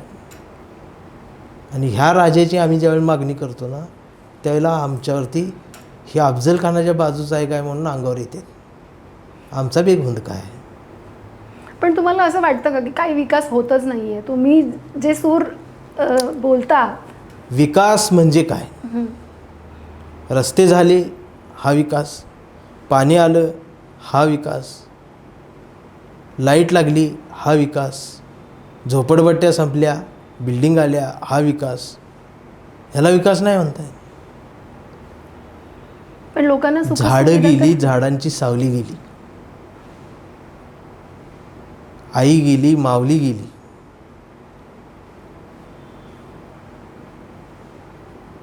ह्या विकासाची जास्त गरज आहे. आम्हाला नको आहे 4 पदरी रस्ता. आम्हाला चालत जर सांगितलं आणि रस्त्याच्या दोन्ही बाजू झाडं असतील तर माणूस ऑफिसला नाही गाडी घेऊन जाणार. 10 किलोमीटरवरच्या अंतरावर जरी ऑफिस असेल ना तर आनंदानं ऑफिसमधला सुद्धा मॅनेजर सकाळचे 1 तास आधी लवकर उठून चालत ऑफिसला जाईल. त्याला 4 व्हीलरची गरज पडणार नाही. त्यालाही वाटेल या झाडांच्या सावलीत मी चालत जाईन. पण तुम्ही झाडं काढूनच त्यासाठी चौपदरी बांधला तर त्याला मग अर्ध्या किलोमीटरसाठी सुद्धा 4 व्हीलरची गरज पडेल ना. तुम्ही बांधा किंवा रस्ते बांधा, तुम्ही हे करा ते करा. हे दिखावा झाला. आम्ही नद्या कुठं जोडल्या, शहरांचा विकास होतो आहे, शहरं मेट्रो होत आहेत, मेट्रो इथं येते आहे. पण गावगाड्यावरती काय आहे? शेतकरी बांधावर उभा राहून तिथं काळजी किती घ्यायला लागते माहिती आहे? आमच्या कोल्हापूर जिल्ह्यात, सांगली जिल्ह्यात रानडुकरांचा त्रास आहे, बिबट्यांचा त्रास आहे. परवा मी एका ठिकाणी कार्यक्रमाला गेलो होतो तर घाबरलीत लोक 7च्या आत संपवा म्हणून. मी म्हटलं काय झालं एवढं तुम्ही का हे करतायत? तर म्हटले 7 नंतर आम्हाला दुसऱ्या गावाला जायला 2 व्हीलरवर जावं लागते आणि बिबट्यांचा त्रास आहे. अच्छा.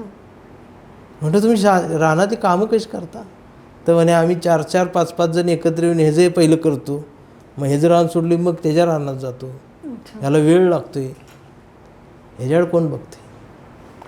सर, लोकसंख्या जशी वाढली आहे तसे प्रश्न पण तेवढ्याच संख्येने वाढलेले आहेत. त्यामुळे लोकसंख्या हे प्रश्न बरोबर आहे तुमचं, संपणार नाही आहेत. आपण असं म्हणूया विकास होत नाही असं पण म्हणू नाही शकत. प्रश्न संपणार नाहीत आणि विकासही काय थांबणार नाही. बरोबर. हे होत राहणार आहे. फक्त मनाला जे लागतं, मनाला भावणारी एखादी गोष्ट जरी 5 वर्षात घडली, मग ती विरोधी पक्षाकडनं असो किंवा सत्तेत असणाऱ्या सरकारकडून असो, तरी आम्हाला आनंद आहे. पण मनाला भावणारच काय घडत नाही.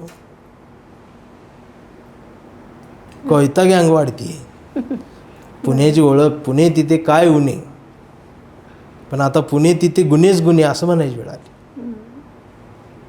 पुण्यात सुरक्षित वाटायचे आल्यानंतर. आज पुण्याच्या बातम्या बघतोय आम्ही, धडाधड खुपसलं जाते. आता ह्याला पोलिसांची अपयश म्हणता जरी येत असलं तरी हा शहाणपणाचा तुटवडा नाही का? नक्कीच. तर ह्या भावनेतून मी तो विकास म्हणतो. सर, तुम्ही तुमचे प्रश्न आणि समाजात जे वाईट आहे त्याबद्दल कवितेतून व्यक्त होता आणि होत राहाल. पण तुमच्या कवितेत एक अचंबित करणारी अशी गोष्ट आहे की तुम्हाला लुई ब्रेलसुद्धा तुमच्या कवितेमध्ये आहे आणि चार्लिन चॅप्लिनसुद्धा आहे. हे कसं सुचतं? म्हणजे लुई ब्रेल हा माझा आवडता माणूस. हं, बघा ना, एक दृष्टी नसणाऱ्यांचं एक जग आहे ते. बरोबर. त्यांना फक्त ऐकू येते. हं. आंधळी माणसं आहेत ना,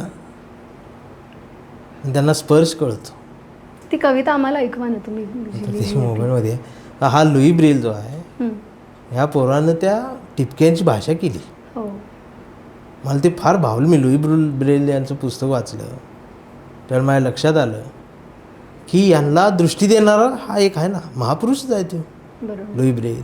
चार्ली चॅप्लिन हा त्याच्या विनोदातून हसवतोय, पण हिटलरसारख्या हुकुमशहाला सुद्धा चार्ली चॅप्लिन जेरी सांगतोय. लुई ब्रेल, नेल्सन मंडेला ही माझी आयडॉल आहेत. म्हणजे ते आहेत, बाबासाहेब आहेत, फुले आहेत, शाहू आहेत, छत्रपती शिवाजी महाराज आहेत, अहिल्यादेवी होळकर आहेत. आणि मल्हारराव होळकरांबद्दल अजून आदर आहे मला. सतीला महिला पाठवायच्या काळात मल्हाररावांनी आपल्या सुनेला सतेत बसवणं आज तरी जमणार आहे का कुठल्या सासऱ्याला? बरोबर. मल्हारराव होळकर. पण आम्ही काय आता अहिल्यादेवी होळकरांना सुद्धा चौकात आणलो डीजेवर. मला वाईट वाटलं मागच्या आठवड्यात. म्हटलं एकमेव आमची ही एक आई आहे जी हाय बाबा अजूनपर्यंत नाही आली चौकात, ती सुद्धा आणली. वाईट वाटलं. अहिल्यादेवी होळकर, सावित्री जिजाऊ, एक अस्मिता म्हणून ज्यावेळेला तुम्ही आणता आमचे महापुरुष, त्यावेळेला वाईट वाटतं. तुम्हाला ते चार्ली पण चॅप्लिन काय लॉजिक आहे की तुम्ही महापुरुषांच्या जयंतीला चौकामध्ये डीजे लावणं? काय काय दाखवायचं असतं असं वाटतं तुम्हाला? डीजे लावून नाचणारे कोण आहेत? त्याच जातीचे आहेत. हं. मग याचा अर्थ काय? मग आपण विचार पोहोचवायला कमी पडलोय. बरं, भारतीय म्हणून सगळे जण एकत्रित येऊन नाचा की, माझा नाही विरोध. हं. आवाज कमी ठेवा आणि मग नाचा. हिंदू, मुस्लिम, महार, मांग, चांभार, ढोल, वडा सगळ्यांनी एकत्रित येऊन नाचा की. शिवजयंतीला मराठीच नाचतात, बाबासाहेबांच्या जयंतीला बौद्धच नाचतात. बरं, ही जयंती आपली गल्ली सोडून दुसरीकडे आली हं. की तिथं आवाज वाढवायचा. हं. मग त्यांच्याकडे बघून एकानं एकाला खांद्यावर घ्यायचं. तो जो वाद वाढतोय, भांडणं वाढतात, मग ती नजरानजर जी होती चिडवाची, त्यातून खून होत आहेत. बरोबर. बरं, यांना आमचं प्रशासन, पोलीस प्रशासन आमचं डीजेला सुद्धा नाकारते की 10 नंतर बंद करा बाबा, हे करा. तर लगेच ह्यांचा राजकीय नेता आहे, पोलिसांना फोन करून शिव्या देऊन सांगतोय, तुला काय शिवाजी महाराज चालत नाही काय, तुला काय बाबासाहेब. मग ते पोलीस अधिकारी त्या दडपणाखाली वरच्यांच्या ह्याच्यामुळे तो पोलीस अधिकारी शांत बसतोय. आणि ड्युटी संपल्यानंतर तो पोलीस नाही ना. आणि ही ईडी एकट्याला गाठून कुठेही मारायला बसलेत आली, पोलिसांवर बी हल्ला होते. काय करायचं? वाजवा डीजे, तुमच्या आज्याची जयंती करा. त्या आवाज आहे, ती किरणं आहेत. मी खरं सांगतो, आमच्या इकडं भोसे म्हणून गाव आहे, तिथली एक मुलगी नवीन लग्न झालेलं 2 वर्ष, गरोदर होती. 9 महिने 4-5 दिवस झाले, डिलिव्हरी 4 दिवसाची राहिली. तर त्या डीजेच्या आवाजाने ती घाबरून माहेरी गेली. म्हणजे सासरी गेली, माहेरी आली होती ती, सासरी गेली. तिथं बी आहेच की डीजे. तर ती गावापासून जवळपास 7-8 किलोमीटर अंतरावर ती नवरा बायको हे 4-5 दिवस जयंतीचे जाईपर्यंत ती झोपडं करून राहिली. तिथं तिची डिलिव्हरी झाली. ग्राउंड लेवलची परिस्थिती कधीच कळत नाही, समोर येतच नाही. तुम्ही आवाज किती आहे बघा की आपलं. मग ते गर्भ असणाऱ्या बायकांचं, त्या आतल्या बाळाच काय होईल? कान जातील. नाचावं, पण त्या नाचण्याला एक विकृती नसावी. मग नाचा, त्या लेझिमवर नाचा, ढोलवर नाचा, झांज, पथक, ढोल, लेझिम आमचं पारंपरिक वाद्य आहे ना महाराष्ट्राचं, भारताचं. त्याच्यावर नाचा. तुम्ही एक बटन दाबली की 10 मिनिटं नाचणार, ते आवाज काचा फुटतात. हो. यातून जर तुम्हाला जातीची दहशत वाटत असेल तर मग अवघड आहे. हम्म. पारंपरिक नृत्यावर रात्रभर नाचा. मग पोलीस सुद्धा म्हणतील आमचे, 10 कशाला, रात्रभर नाचा. छान नाचतात. महाराष्ट्रातलं ते ती संस्कृती कुठेतरी आमची हलगी आहे, आमची ढोलकी आहे, आमचा तबला आहे, आमची सनई आहे. ही कुठं आहे ते वाद्य? सर तुम्ही कवठे महाकाळमधून येता आणि तो सगळा पट्टा म्हणजे देशसेवेसाठी वाहून घेतलेले हो, आम्हाला आमच्या प्रत्येक तालुक्याचा घर अभिमान आहे. आहे.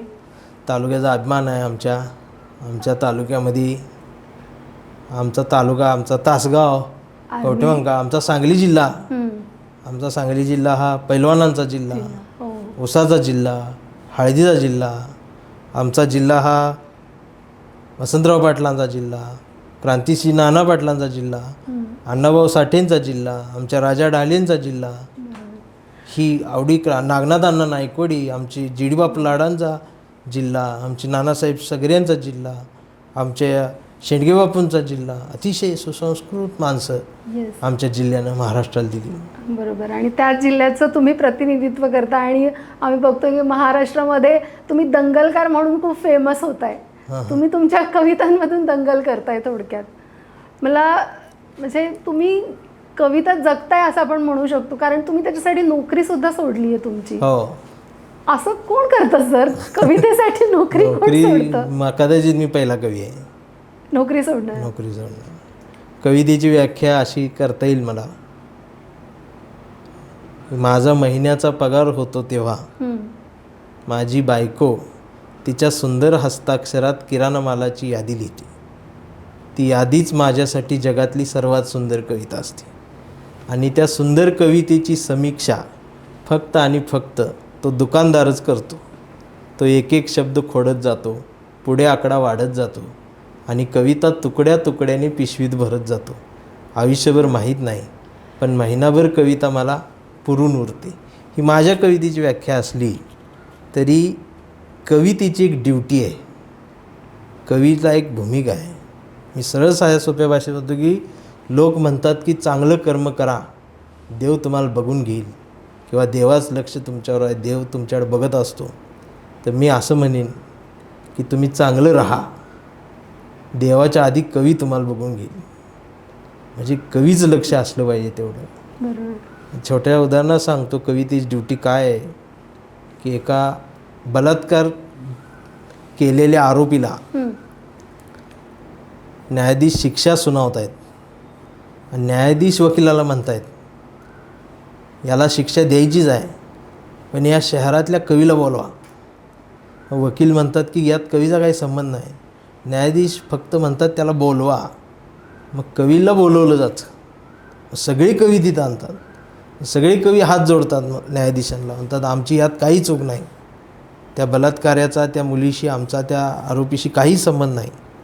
न्यायाधीश फक्त एवढाच प्रश्न विचारतात, तुम्ही सगळे तुमच्या कवितेसह या शहरात होतात, तर बलात्कार झालाच कसा?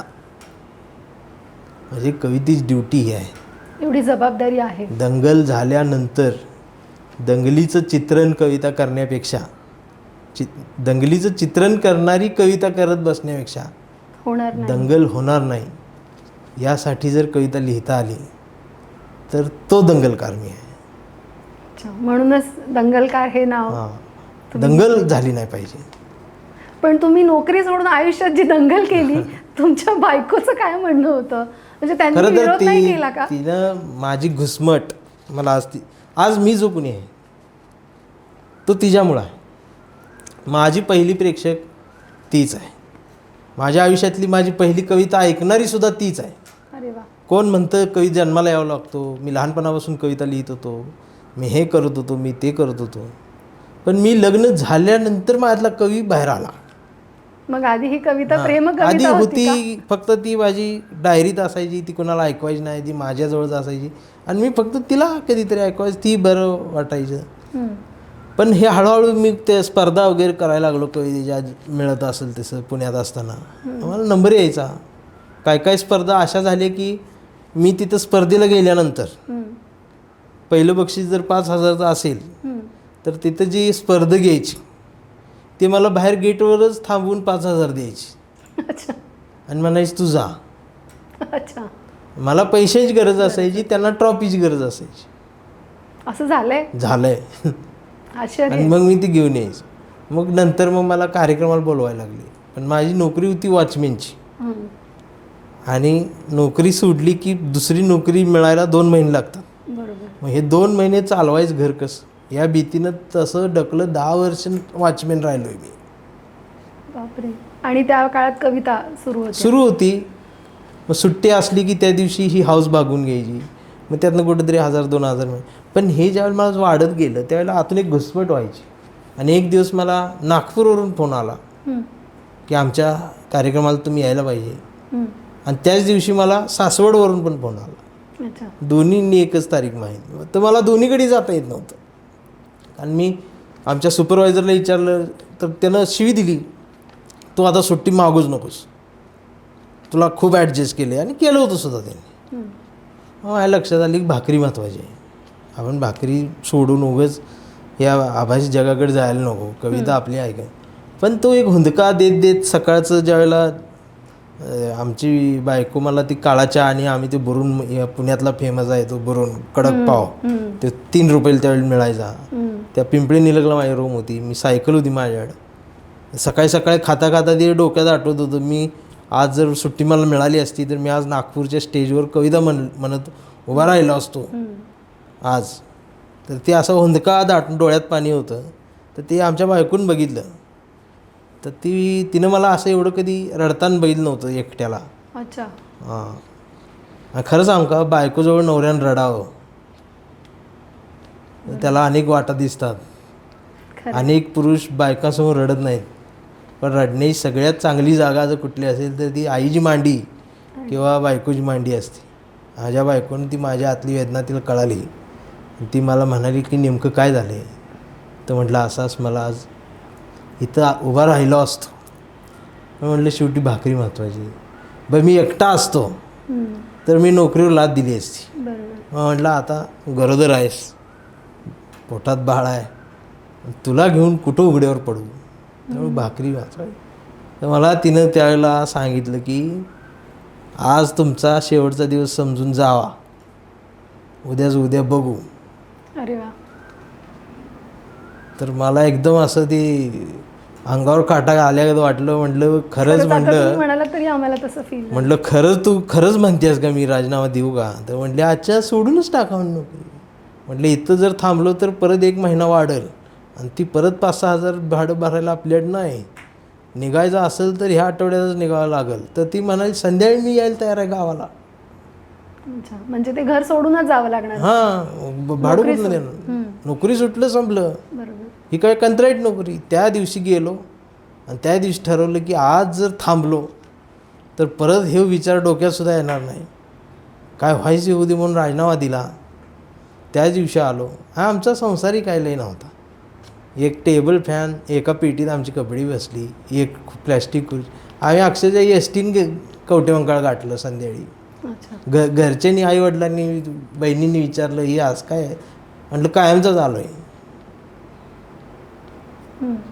आणि नोकरीच काय झालं, नोकरी सोडली. मग काय मला काय सांग पण बायकोनच ते समजावून सांगितलं. ते म्हणजे माणूस घुसमंटून चालला आहे तिथं, त्याला त्याच्या पद्धतीने जगू द्या. आणि मी खरं सांगतो त्याच्यानंतर कवितेने मला कधीच कमी पडू दिलं नाही. आणि आजही कवितेने कमी पडू दिलं नाही. लोक प्रेम देत आहेत, लोक शिव्याही देत आहेत. पण एक मस्तावलेलं आयुष्य आपल्या मस्तीत जगायला पण मजा येते. त्या पद्धतीने मी जगतो आहे, आनंदात जगतो, छान वाटतं. यामागे तुमच्या बायकोचा खूप मोठा वाटा आहे असं पण म्हणू शकतो. कारण ते रिस्क घ्यायला पण एक मोठं काळीज लागतं. कारण आपल्याकडे जगण्यासाठीचे एवढे प्रश्न समोर असताना तुम्ही हे करा आणि पुढे चला असं म्हणणं. आणि डेअरिंग हे आमच्या स्त्रियांमध्ये जास्त असतं. तेवढा विश्वासही त्यांचा तुमच्यावर. कारण स्त्रीकडून शिकण्यासारखं मला काय वाटतं, तिची ज्यावेळी डिलिव्हरी होती किंवा ती आई होती, ती जी डेअरिंग असते ना, आमच्या महिलांची बरोबर. आणि एक नवा जन्म, नवा जीव जन्माला घालण्याची विश्वास, आई होण्याचा आनंद आणि ती भिंत तोडून म्हणजे एकदम मुलीची आई होण्याचा जो तिचा प्रवास आहे खूप मोठा हे खूप शिकण्यासारखं आहे. खरंच आहे. असं म्हणतात की मुलगी जेव्हा आई होते तेव्हा तिची सगळी भीती संपलेली असते. तिची भीती फक्त एकच असते की तिच्या बाळाला तिच्यापासून कुणी लांब करू. ही एकच भीती तिच्या मनात राहिलेली असते. हे एकाच नात्यात बघा सगळे हारतात. बरोबर. जात धर्म सगळं संपते इथं. बरोबर. खरं आहे सर. पण कविता जगत असताना आणि एक कार्यकर्ता म्हणून चळवळीत हे करत असताना, मोठी होण्यासाठी चळवळ काम करत असताना तुम्ही हे समन्वय कसा साधता एक कवी आणि कार्यकर्ता यांच्यातला? चळवळीच्या संघर्ष करणाऱ्या कार्यकर्त्याला धीर देणारे शब्द आवश्यक असतात. बरोबर. कायम निगेटिव्ह जर त्याच्यात कानावरती पडत राहिलं, चळवळ संपली, विचार संपला, सत्ताधारी आता जोरदार आहेत, आता आपलं कोणी हे करून घेत नाही, असं जर ते 24 तास ऐकत बसला कार्यकर्ता तर तो खचून जातो. त्यालाच जर अशा काळात जर म्हणलं अरे आमची चळवळ डेंजर आहे, आमचा विचार ग्रेट आहे, अरे आमचा कार्यकर्ता हा ब्रँड आहे, तर तो 100 पटीनं उचलून धरतो. त्या कार्यकर्त्याला बळ देण्यासाठी माझी कविता आहे. जो भारतीय आहे, जो पुरोगामी आहे, आणि पुरोगामी टिंगल नका उडू, कोणी पुरोगामी वगैरे म्हणतो. पुरोगामी म्हणजे नेमकं काय? परवा एक जण मला पुरोगामी म्हणून चिडवत होता. मी अर्धा तास गप बसलो. मित्रच होता, जरा धार्मिक होता. त्याला नंतर झाल्यानंतर एकच प्रश्न विचारला, म्हटलं मुलगी आहे? तर म्हटलं आहे मला मुलगी. म्हटलं शिकते आहे? तर म्हटलं ते काहीतरी MCA काहीतरी MCOM करते आहे. म्हटलं येड्या तूच पुरोगामी आहेस, तू कट्टर पुरोगामी आहेस. त्याला त्याची चूक कळली. पुरोगामी म्हणजे नेमकं म्हणजे सगळे आम्ही पुरोगामीच आहे. फक्त बाकीच्या डुप्लिकेट लोकांकडे बघून नका लेबल लावा. आणि भारतीय म्हणून जगा, माणूस म्हणून जगा. माझं प्रत्येकावर प्रेमच आहे, माणसावर माझं प्रेम आहे. तर कुठल्याही जातीचा संघटनेचा असो माझं प्रेम आहे. शिवाजी महाराजांच्या तलवारीवर जेवढं प्रेम आहे, कारण ती तलवार आमच्या रक्षणासाठी चालली, तेवढंच प्रेम बाबासाहेबांच्या लेखणीवर आहे. सर आपण एक छोटासा रॅपिड फायर करूयात तुमच्यासोबत. मी एक शब्द सांगते, तुम्हाला त्याच्यावरून काय कवितेतून वाक्य सुचतंय ते तुम्ही सांगा. अगदी 1 लाइनर पण चालेल. ओके. आरक्षण. आरक्षण आरक्षण म्हणजे देशभक्ती वगैरे काय नाही. जगण्यासाठी गरज नसावी, पुढं जाण्यासाठी एक पायरी असावी. संविधान. श्वास आहे आमचा, हा देश आहे आमचा. ते बाबासाहेबांनी लिहिले म्हणून नाही. बाबासाहेब आंबेडकर नसते, बाबासाहेब देशपांडे असते, तरी माझं तेवढंच प्रेम असलं असतं. या जातीच्या माणसांनी लिहिले म्हणून प्रेम नाही, सगळ्या जातीसाठी बांधून ठेवणार लिहिले म्हणून संविधान आमचं. शिक्षण. शिक्षण म्हणजेच खरी गरज आहे. शहाणपणाचं शिक्षण पाहिजे. आणि ज्ञान हा माणसाचा 3रा डोळा आहे असं म्हणण्यापेक्षा तो पहिला असो, दुसरा असो, 3रा असो, तो कायम उघडा असला पाहिजे. हे जास्त महत्त्वाचं. क्रांती. गरजेची आहे, झाली पाहिजे, वारंवार झाली पाहिजे. क्रांती म्हणजेच नव्यानं उगवणारी जमीन, उगवू पाहणारी जमीन. लोकशाही. लोकशाही गरजेची आहे, पण ती लोकांमध्ये असली पाहिजे, लोकांची असली पाहिजे आणि लोकांनी निर्माण केलेली पाहिजे. 5,000 रुपये देऊन मतं विकत घेतलेली लोकशाही मला मान्य नाही. डॉक्टर बाबासाहेब आंबेडकर. या देशाचे, या जगाचे एक वाट दाखवणारे, उजेड दाखवणारे, प्रकाश पेरणारे एक फार मोठे महामानव की ज्योतिबा फुले. महात्मा ज्योतिबा फुले हा महाराष्ट्राचा नव्हे तर या देशातल्या, जगातल्या अनेकांचा वाट्याड आहे. महात्मा फुलेंनी वाट दाखवली, अंधाराकडं बोट करून माणसं म्हणायची की अंधारात भूतं असतात, पण महात्मा फुलेंनी आमचं बोट धरून अंधारात नेलं ना आम्हाला माणसं दिसायला लागली. तो वाटाड्या म्हणजे महात्मा फुले. बरोबर. चळवळ. चळवळ ही गरजेची आहे. चळवळीत माणूस असला पाहिजे. चळवळ ही तुम्हाला मजबूत बनवते, चळवळ तुम्हाला खंबीर बनवते, आणि चळवळ तुम्हाला जगणं देते, एक एन्जॉय देते. चळवळ तुम्हाला एक भन्नाट असं काहीतरी अनुभव देत राहते. पण ती चळवळ मानवतेची असावी, कुणाला जखम करणारी किंवा कुणाला माणूस मारणारी ती चळवळ नसावी. चळवळ चळवळीसारखी असावी. तुम्ही आधी कवी आहात की कार्यकर्ता?